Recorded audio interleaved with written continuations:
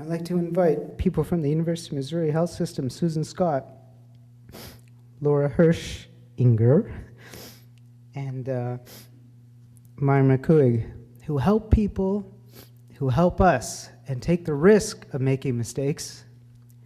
And when they do make mistakes, they help them recover because they're valuable people and they want the best for all of us. Thank you.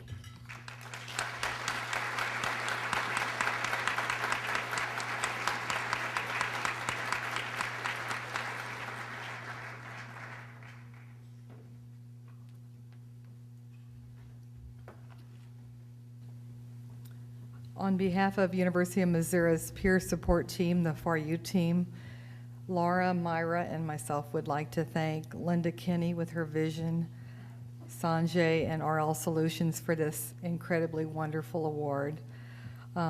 We started our journey about 3.5 years ago at the University of Missouri when patient safety and risk management worked together.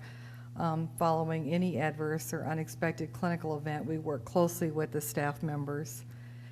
And one specific clinician said to us that this was the darkest hours of his clinical career and that he wasn't sure he was good enough to be a physician anymore.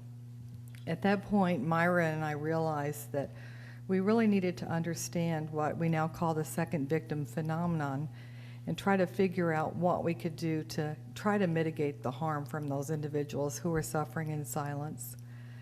We were very fortunate to work with 31 kind of self-proclaimed second victims who were brave enough to tell their stories to us so that we could try to piece it together and develop a support network that could provide interventional strategies to help heal our own. Every day these individuals come to work to practice their art and science of the chosen healthcare profession that they've selected, but sometimes things go wrong, and those days turn very dark and ugly. As a result, unfortunately, we've lost many clinicians to the art and science of healthcare because of these times. But what we'd like to do now is look forward to the future.